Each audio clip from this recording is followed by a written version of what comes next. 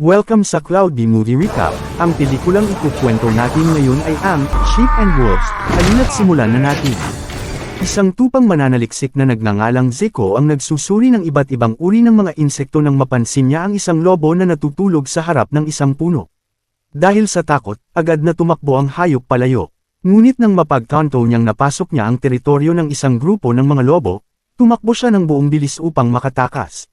Samantala, pinag-uusapan ng pinuno ng grupo at ng kanyang mga kasama ang nangyari noong nakaraang gabi, kung saan napigilan nila ang ilang mga asong gubat na nakawin ang kanilang mga supply, at nais nilang manggulo sa lobong hindi pa bumabalik. Tinanong ni Roger kung nasaan si Gray, at nagalit ang pinuno nang mapansin niyang nawawala ito.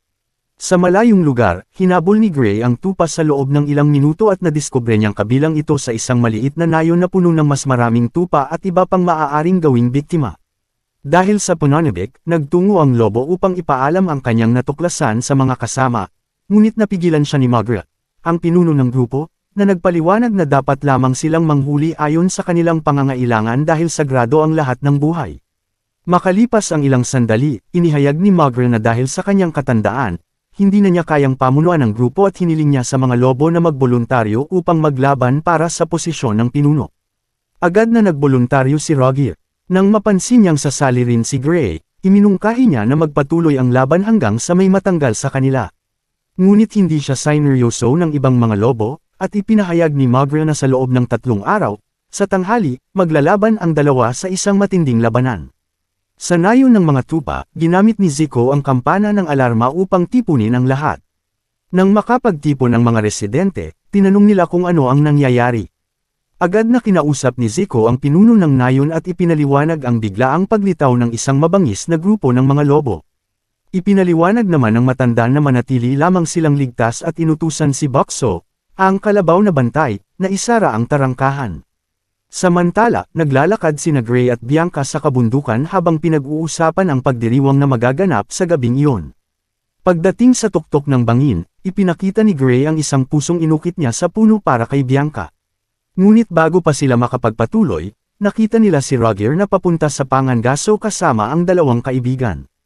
Nagalit si Gray dahil nilalabag nito ang mga patakaran ng pinuno. Nagpaalam siya kay Bianca at hinabol si Roger, na kalaunan ay bumangga sa isang puno. Pagkatapos nito, nilapitan ni Gray ang mga tupang hinahabol at pinatakbo ang mga ito palayo, kaya ligtas silang nakabalik sa nayon. Makalipas ang ilang oras, nagsimula ang seremonya ng grupo. Sumayaw si Bianca kasama ang ibang babaeng lobo habang nag-uusap ang mga lobo sa paligid ng apoy. Biglang dumating si Gray na nakasuot ng costume na siya mismo ang gumawa at sinimulang pagtawanan si Roger, na nagmukhang baliw sa harap ng lahat. Inihagis pa niya ang prutas sa mukha nito, na lalong nagpagalit kay Roger at inatake siya. Ngunit hindi natinag si Gray at matapos mapabangga muli ang kalaban sa puno, tinanggal niya ang maskara, na nagdulot ng palakpakan mula sa mga nanunood. Nagalit si Roger at ibinagsak si Gray, sinasabing hindi kailanman gugustuhin ng grupo ang isang mahina at palabirong pinuno. Dahil sa takot, sumang-ayon ang ibang mga lobo sa kanya. Ngunit sumagot si Gray at tinanong kung nais ba nilang mamuhay ng masaya at walang pagsasamantala. Dahil dito, pumalakpak ang lahat at nagkaroon ng tabla sa boto para sa pamumuno. Napansin ni Gray na hindi pa bumoboto si Bianca kaya hiniling niya na siya ang piliin nito. Ngunit dahil sa kakaibang asal ni Gray, umalis si Bianca at sinundan siya nito.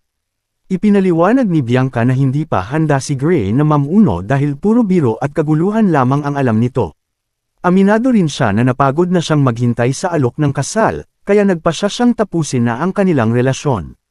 Dahil dito, labis na nalungkot si Gray at umupo sa bangin upang pag-isipan ang kanyang mga ginawa, habang patuloy namang sinusubukan ni Roger na kumbansihin si Margaret na siya ang nararapat na maging pinuno.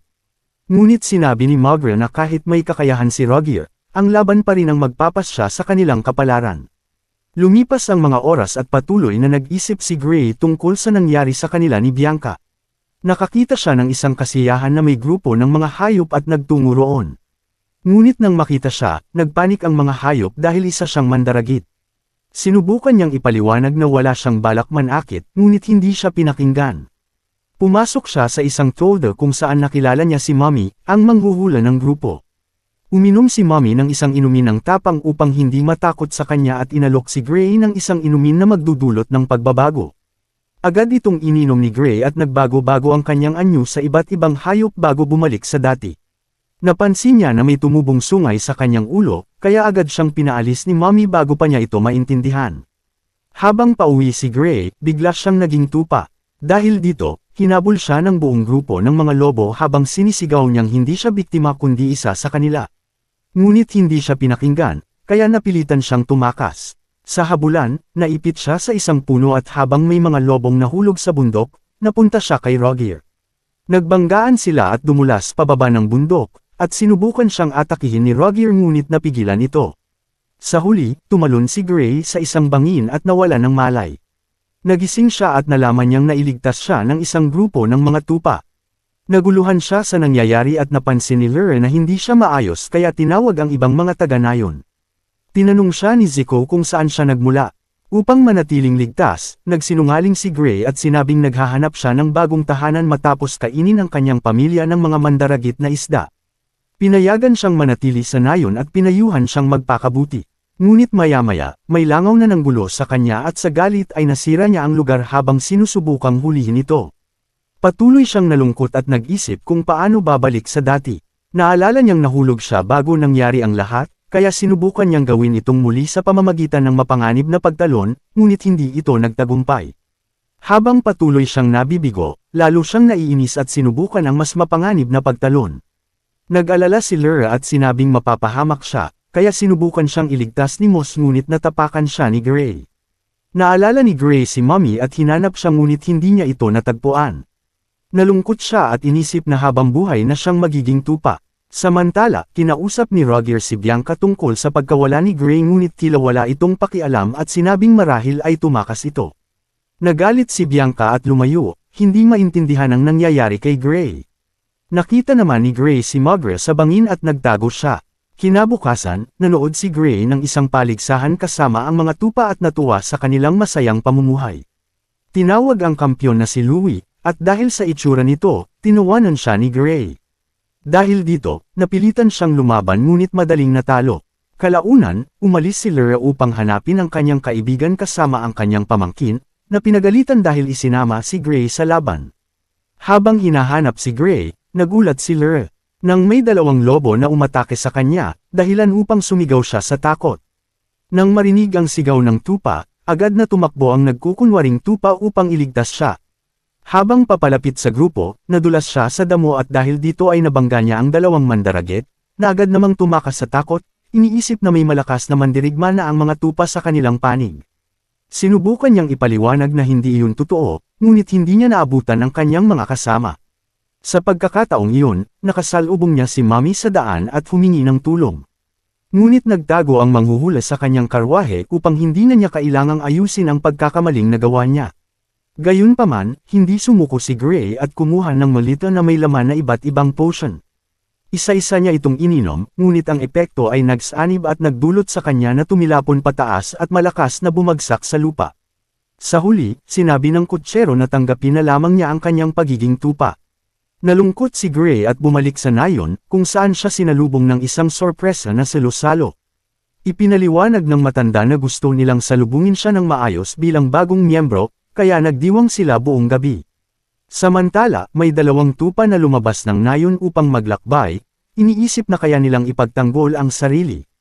Malapit doon, kinausap ni Roger si Mugre tungkol sa pagkawala ni Gray at nagtanong kung ipagpapaliban pa ang pagpili ng bagong pinuno. Nagalit si Mugre at sinabi na hindi niya papayagan ang isang lobong walang alam sa batas na pumalit sa kanya. Dahil sa galit, inatake ni Roger ang matanda.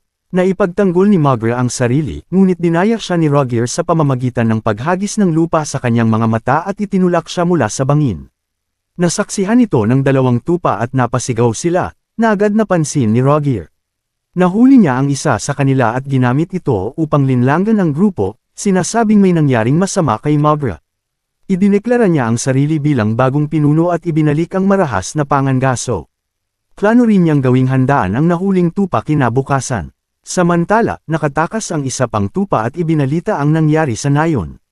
Lumitaw din ang isang ibon at ibinunyag ang plano ni Roger.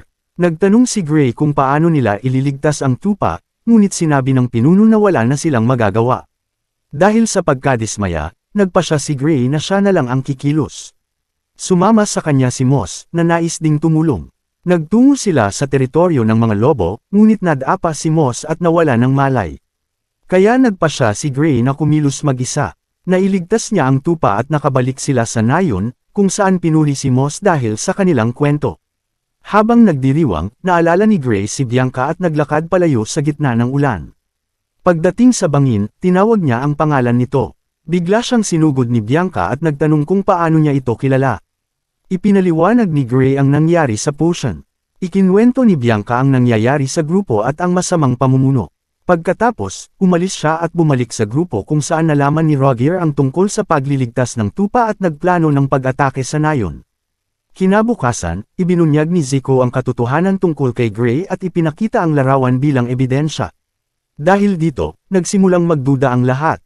Sa galit, ininsulto ni Gray si Zico at ang iba pa, at umalis siya. Sa kanyang paglalakbay, nakaranas siya ng guni-guni at nawala ng malay. Nailigtas siya ni Mommy at binalaan na magiging permanente ang epekto ng potion kapag sumikat ang araw. Sinabi rin nito na ang tanging lunas ay ang hamog mula sa pulang puno ng pino. Napagtanto ni Gray na kailangan niyang pumili at agad siyang bumalik sa nayon upang balaan ang mga tupa. Pinakinggan siya ng lahat at naghanda sila para sa pag-atake. Nang dumating ang mga lobo, sinalubong sila ng mga bitag, apoy, at mga tirador. Tinulungan pa sila ng mga ibon sa pamamagitan ng paghulog ng mga pugad ng bubuyog. Dahil dito, nagkagulo ang mga lobo. Pinamunuan ni Gray ang mga tupa sa labanan at sama-sama nilang nilabanan ang mga mandaragit. Sa huli, naipit ang mga lobo sa loob ng kuweba na unti-unting napupuno ng tubig. Ayaw ni Gray na maging kasing sama nila ang mga lobo, kaya hinikayat niya ang mga tupa na iligtas ang mga ito. Pumayag ang grupo at iniligtas sila. Ngunit hindi pa rin nagbago si Roger at muling ng hostage ng tupa. Sa gitna ng kaguluhan, hinamon siya ni Gray sa huling laban. Naglaban sila sa bangin at habang papataas ang araw, nalungkot si Gray dahil akala niya'y permanente na ang kanyang anyo. Ngunit dumating si Bianca kasama si Mommy at binigyan siya ng lunas. Sa huli, bumalik siya sa pagiging lobo at natalo si Roger na nahulog sa bangin. Nagdiwang ang lahat sa pagtatapos ng digmaan. Upang itama ang kanyang pagkakamali, nag-propose si Gray kay Bianca. Makalipas ang ilang araw, ikinasal sila sa pangunguna ng matanda ng mga tupa, at nagsimula ang panahon ng kapayapaan sa pagitan ng dalawang uri ng hayop.